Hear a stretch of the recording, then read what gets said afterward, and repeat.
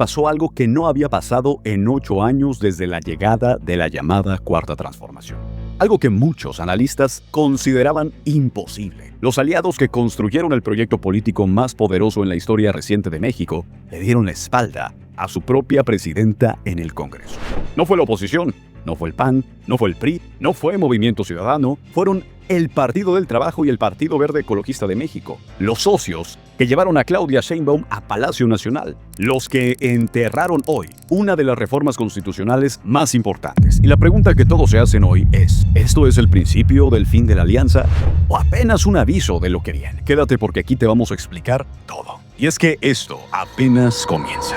Pongamos los hechos sobre la mesa. Este miércoles el Pleno de la Cámara de Diputados apoyó la reforma electoral propuesta por la presidenta Claudia Sheinbaum Pardo. Una reforma que ella misma había anunciado como una promesa de campaña. Una reforma que, según encuestas citadas desde Palacio Nacional, tenía más del 80% de aprobación con los mexicanos. ¿Y qué pasó? 259 votos a favor, 234 en contra, una abstención. Para reformar la Constitución en México se necesita la mayoría calificada, es decir, 2/3 partes de los diputados presentes. Eso equivalía ese día a 334 votos. La reforma quedó 80 votos abajo del umbral necesario. No pasó. Fue desechada en el Pleno de San Lázaro. Pero lo más llamativo no fue el número, fue quién votó en contra. El Partido del Trabajo, con 47 de sus 49 diputados, votó en bloque contra la reforma. El Partido Verde votó dividido. Pero su mayoría también dijo no. Junto a ellos estaban el PAN, el PRI, Movimiento Ciudadano, partidos que sabíamos iban a votar en contra completamente. Y Morena sola, con sus 253 legisladores, no tenía ninguna posibilidad matemática de sacarla adelante. También es importante decir que 3 legisladores de Morena votaron en contra de esta iniciativa. Pero para entender el peso de este momento, hay que tener claro un dato. Y es que desde 2018, cuando Andrés Manuel López Obrador llegó a la presidencia de México con la coalición Juntos Haremos Historia, el PT y el Verde habían acompañado disciplinadamente cada reforma constitucional impulsada por el bloque gobernante. Cada una. La reforma electoral que sacudió al país, la que volvió derechos constitucionales a los programas sociales, las que reestructuraron el panel del ejército, todas, sin excepción según los reportes de la jornada. Esta es la primera vez desde la llegada de la alianza Morena-PT-Verde a la presidencia de México que los aliados rechazan una propuesta de enmienda constitucional del Ejecutivo, es decir, de la presidenta. La primera vez en 8 años, la primera vez desde que Morena está en el poder. Eso en la política mexicana no es un dato menor, eso es un terremoto. Para entender por qué el PT y el Partido Verde dijeron no, primero hay que entender qué decía la reforma. Porque aquí está el meollo del asunto. La reforma electoral propuesta por la presidenta Sheinbaum planteaba cambios a 11 artículos de la Constitución.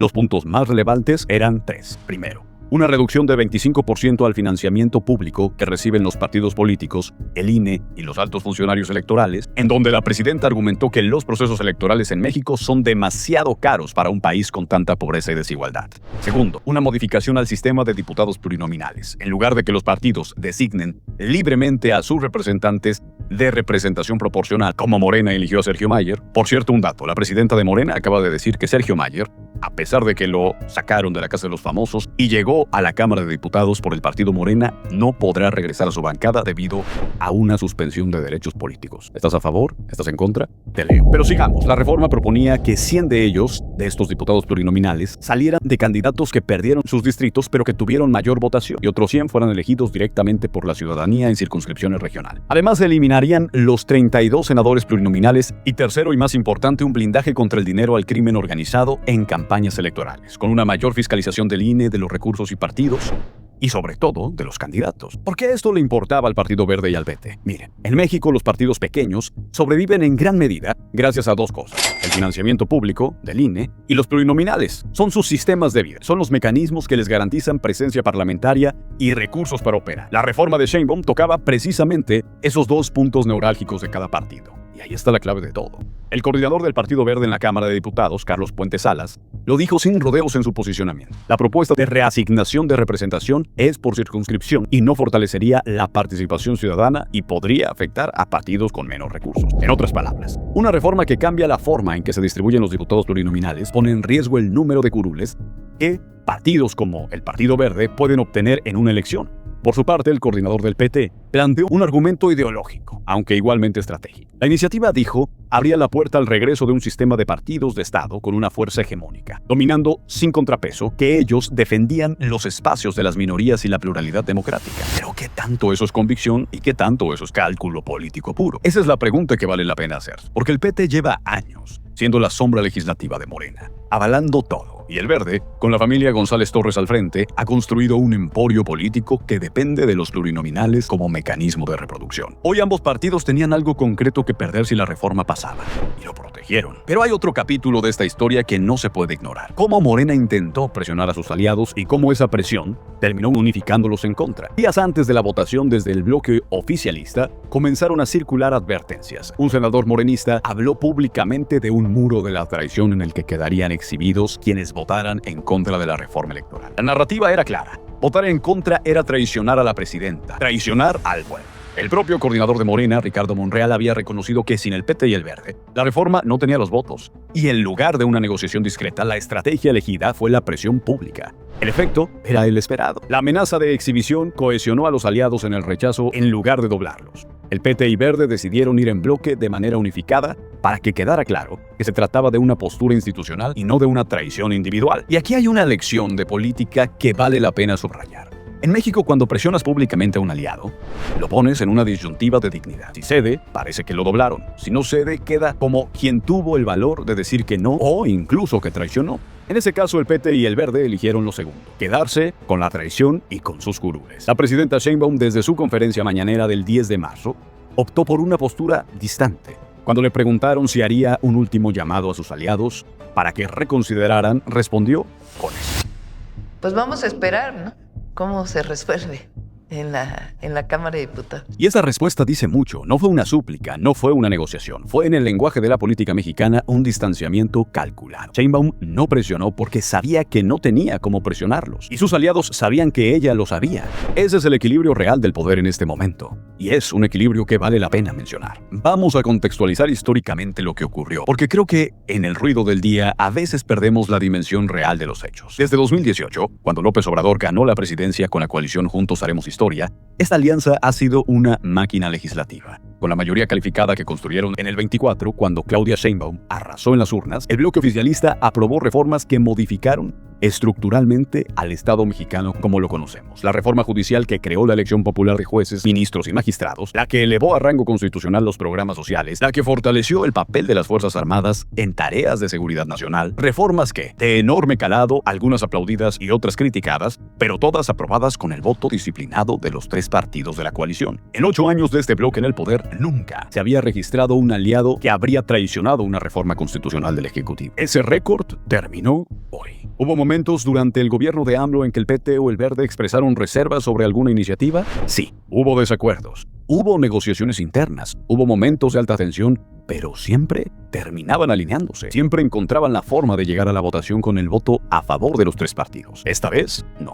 Esta vez cruzaron una línea que nunca habían cruzado. Monreal, el coordinador de Morena, intentó relativizar el momento en sus declaraciones después de la votación. Dijo que las coyunturas legislativas pasan, que el proceso de transformación es más profundo que cualquier otro proceso y desacuerdo momentáneo, que esperaba que mañana pudieran coincidir y construir mayorías calificadas e ir a elecciones juntos. Pon mucha atención a esta declaración porque después será importante. Pero Monreal también anunció que Morena comenzará a construir un plan B de la reforma electoral. Una señal de que saben que, tal vez como está la relación con sus aliados hoy, la reforma original está muerta. Un plan B en política casi siempre significa, como la vida en general, que el plan A no funcionó. Y esta vez el plan A no fue derrotado por la oposición, fue derrotado desde dentro, fue derrotado por sus aliados. Aquí necesito hacer una pausa y explicar algo que creo es fundamental para entender por qué esto importa más de lo que parece. México tiene un sistema presidencial de lo más robusto del mundo, lo que los politólogos llaman hiperpresidencialismo. En la práctica, esto significa que el poder del presidente de la República no solo es del Ejecutivo. Históricamente ha funcionado como el eje ordenador de toda la política nacional. El presidente decide, y el resto del sistema político, incluidos los aliados legislativos,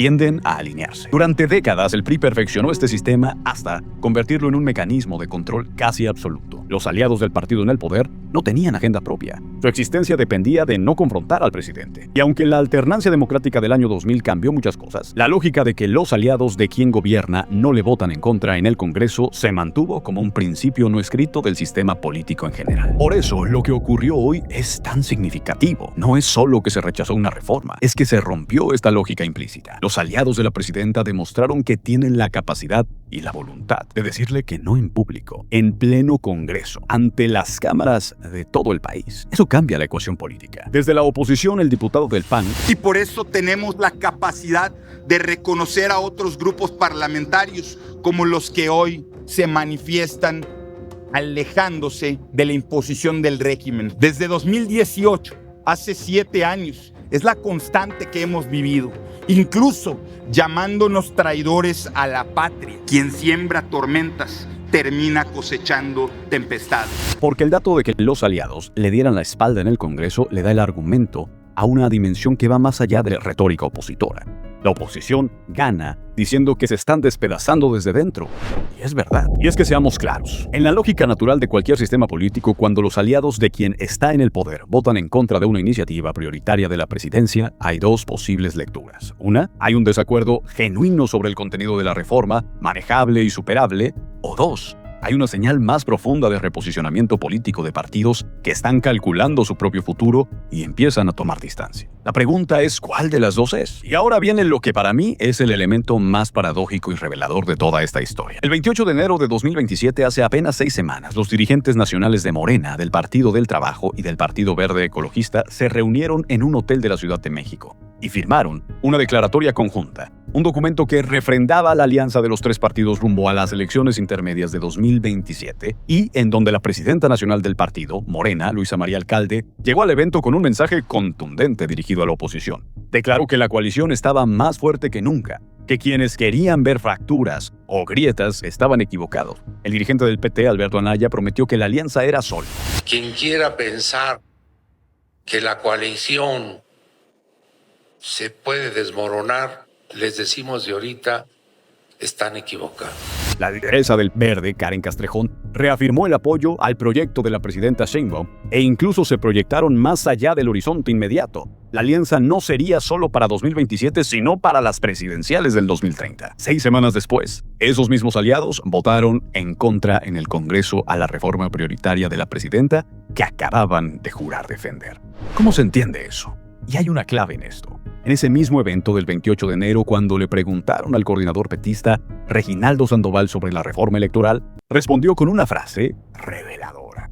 Ese es otro tema, es un asunto legislativo, este es un asunto de partidos políticos. En otras palabras, la alianza electoral y la agenda legislativa son 2 conversaciones distintas. Se puede afirmar que van juntos en las elecciones de 2027 mientras se vota en contra de la presidenta en el Congreso. Revelador. Y eso, que suena a contradicción, en realidad es la expresión más honesta de lo que son estos partidos políticos, actores políticos, que calculan su propio interés. No son satélites de Morena, o no se ven así. Se ven como socios de una propia agenda, socios que necesitan a Morena para ganar las elecciones, pero que también necesitan sobrevivir como partidos independientes, y si una reforma amenaza su existencia, no la van a apoyar, aunque la haya mandado la presidenta. El tema es claro.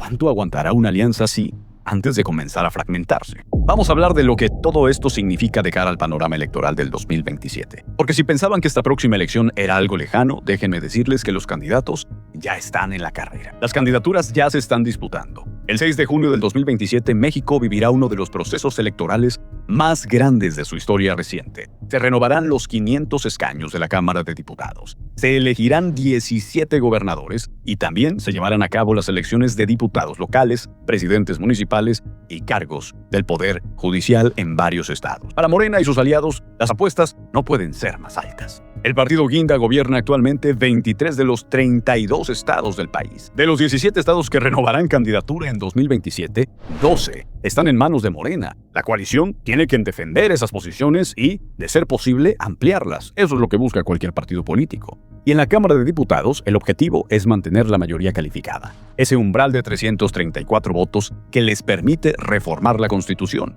sin necesitar de nadie más, o al menos solo de los aliados, que no traicionen ese movimiento. Y aquí es donde la ruptura de hoy se vuelve un problema profundamente estructural. Porque para mantener esa mayoría calificada, Morena necesita al PT y al Verde. No son opcionales en este momento. Hoy son matemáticamente necesarios. Sin ellos, el bloque oficialista se queda en alrededor de 254 diputados, muy por debajo del umbral que necesitan para gobernar con autonomía legislativa. Y la negociación de candidaturas para 2027 se va a poner feroz. ¿Qué gobernadores van en coalición? ¿Cuáles no? ¿Qué distritos federales se reparten entre los tres partidos políticos? ¿Qué alcaldías les corresponden al Partido Verde y al PT a cambio de su apoyo electoral? Ya hay precedente de que esto puede salir muy mal. En varios estados, la alianza Morena-PT-Verde se ha roto en el ámbito local. En algunas entidades, los tres partidos han cometido por separado y eso ha tenido consecuencias reales. La fragmentación del voto oficialista ha permitido que la oposición mantenga posiciones que de otra manera habría perdido. Estados donde Morena y sus aliados iban divididos terminaron siendo un regalo para el PAN, el PRI o Movimiento Ciudadano. ¿Va a pasar lo mismo a nivel federal en 2027?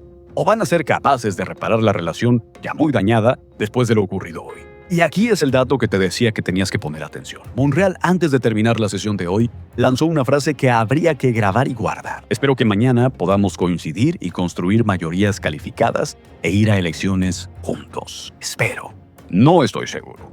Espero para un coordinador parlamentario de la fuerza y la experiencia de Ricardo Monreal en un país presidencialista como México, decir espero sobre sus propios aliados es una admisión enorme. Vamos a detenernos un momento y hacer un análisis más profundo, porque en esta historia hay tres actores con agendas muy distintas, pero que llevan al mismo candidato a la presidencia. El primero es Morena. El partido en el poder tiene en sus manos la maquinaria del gobierno, los recursos, los programas sociales, la agenda de la presidenta. Su problema más grande es que depende de sus aliados, claramente poco leales, para reformar la Constitución. En el Partido del Trabajo, Morena no puede aprobar cambios constitucionales. Eso le da a sus socios un poder de veto que hoy ejercieron por primera vez. Morena necesita encontrar la forma de reconstituir la relación sin ceder demasiado, porque ceder ante sus aliados envía una señal de debilidad que podría ser explotada en futuras negociaciones. Segundo, el Partido del Trabajo es un partido con historia propia, nacido desde la izquierda radical de los años 80 y 90. Algunos incluso dicen que creado por Carlos Salinas de Gortari. Durante el periodo de López Obrador, prácticamente desapareció como actor autónomo y se convirtió en una extensión legislativa de Morena. Hoy, al votar en contra, intenta recuperar una identidad. Su argumento de que la reforma abría la puerta a un partido único resuena con una base militante históricamente desconfiada de los partidos hegemónicos. Pero también es cierto que el PT, como partido pequeño, necesita a los plurinominales para garantizar su presencia parlamentaria. Diputados plurinominales son curules sin ganar un distrito. Son sobrevivencia para un partido que sin ellos podría desaparecer.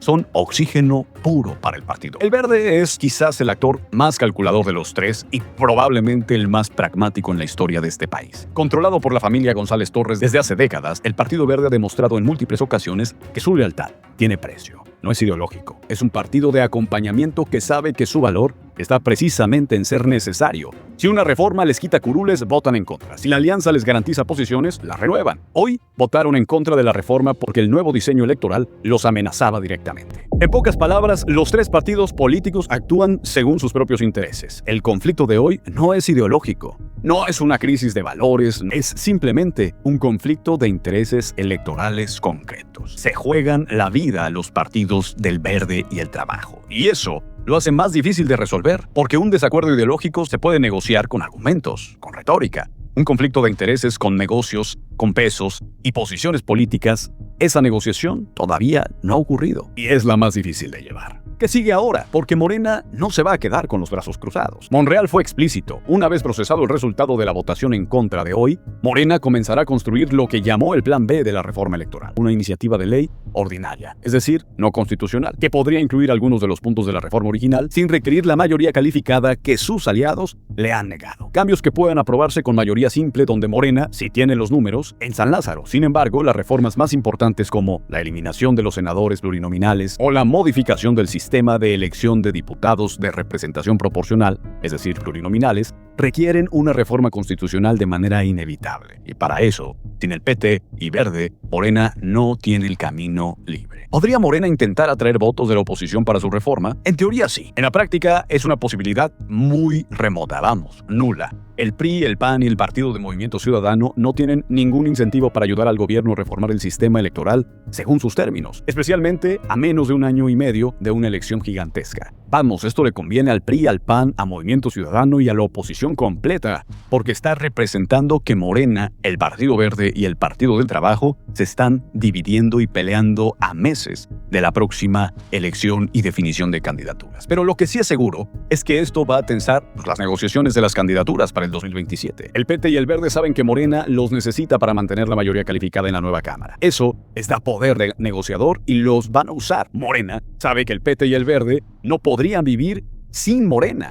Entonces, eso es un argumento a su favor. Desde el Consejo Nacional de Morena, previo a la votación, ya se escuchaban voces que pedían mantener la unidad de la coalición por encima de cualquier desacuerdo. Esa voz de moderación dentro de Morena va a ser crucial. Si el ala más confrontativa del partido, Guinda, decide presionar más a sus socios, el riesgo de fractura real se incrementa. Si prevalece la visión de que la alianza para 2027 es más importante que ganar una batalla puntual, la relación puede sobrevivir. La pelota está en la cancha de Morena. ¿Va a sancionar a sus aliados? ¿Va a intentar debilitar políticamente como represalia? ¿O va a negociar, como siempre, con pragmatismo? La historia reciente de la política mexicana sugiere que el pragmatismo siempre termina ganando cuando hay elecciones en el horizonte. Quiero terminar con una reflexión que me parece importantísimo mencionar. Lo que ocurrió en la Cámara de Diputados es un evento que, mirado desde la superficie, parece un simple rechazo legislativo. Una reforma que no pasó, algo que ocurre en todos los parlamentos del mundo. Pero en México,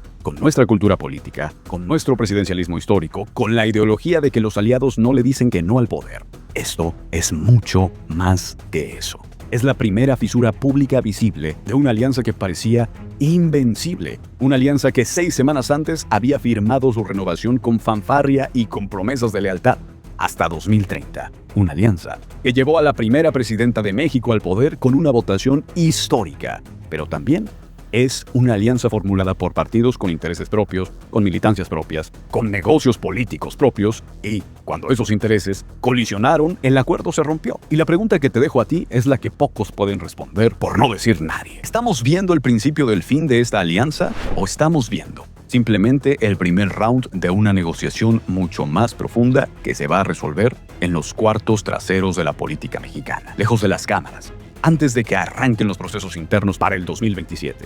Porque en México la política tiene esa capacidad de parecer una ruptura en público y ser una negociación en privado. Lo que es una certeza es que el mapa político de este país cambió hoy. Cambió hoy no de manera definitiva quizás, pero sí de manera significativa. Sheinbaum llegó a la presidencia con un bloque que parecía invencible. Hoy, ese bloque tiene su primera fractura visible. ¿Cuánto tiempo tarda una fisura en convertirse en ruptura? ¿O cuánto tarda en cicatrizar? Eso, familia, lo vamos a estar siguiendo muy de cerca. ¿Esta historia les pareció importante? Compártanla, discútanla con alguien y cuéntenme en los comentarios lo que ustedes piensan. ¿Creen que el PT y el Verde regresarán a la alianza antes del 2027 o esto es el inicio de un reacomodo político más profundo? Mi nombre es Alejandro Helguera. Nos vemos el próximo capítulo.